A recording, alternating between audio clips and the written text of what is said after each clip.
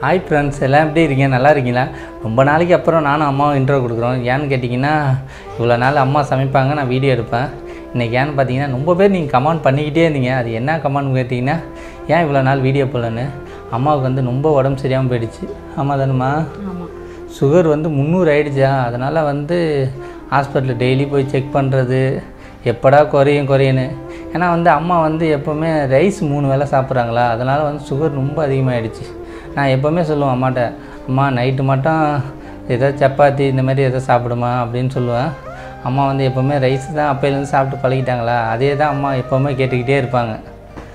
எப்போ பாரு ஏதோ தோசை கிசை ஊற்றி சாப்பிடுமான்னு சொன்னால் கேட்கவே மாட்டாங்க. ஏம்மா அப்படி இருக்க?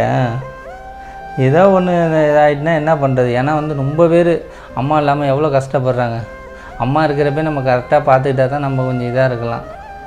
அதான் இல்லாமல் இன்னும் வர ரொம்ப கொஸ்டின் கேட்டாங்க. அது என்னன்னு சொல்லுமா? ஏன் கல்யாணம் பண்ணல உங்கள் பையனுக்குன்னு கேட்குறீங்க. பொண்ணுக்கு தான் நாங்களாம் அலைஞ்சிட்ருக்கோம். ஆனால் தம்பி கொஞ்சம் நேரம் சரியில்லாத இருக்குது விஜய்க்கு கொஞ்சம். அதனால் ஜாதகம் பார்த்த இடத்துல சொன்னாங்க, இந்த வருஷம் கல்யாணம்லாம் பண்ணிடலாமா, இந்த கோயிலுக்கு மட்டும் போயிட்டு வாங்க, இந்த திருமணம் இந்த கோயிலுக்கு போய் விட்டு நல்லா நாங்கள் போய் கழிச்சிட்டு வாங்க, நான் பொண்ணு வந்துடும் அப்படின்னாங்க.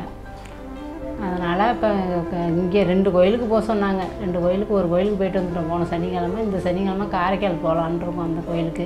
அதையும் போய் செஞ்சுட்டு வந்துடுவோம். வடக்கேருந்து பொண்ணு வரும்னு சொல்லியிருக்காங்க, பார்ப்போம். ஆமாம் ஃப்ரெண்ட்ஸ், அதனால தான் முடியல. ஜாதகம்லாம் பார்த்து எல்லாமே முடிஞ்சிருச்சு. அதான் இல்லாமல் இன்னும் வர கேட்டிங்க. அதான் இல்லாமல் வீடு வர ரொம்ப சின்னதாக இருக்கா, 2 ஃபேமிலி வந்து இதில் இருக்க முடியாது. ஒரு ஃபேமிலி இருக்கலாம், கரெக்டாக இருக்கும். அதனால் வீடு வர நம்ம இது பண்ணிக்கணும்.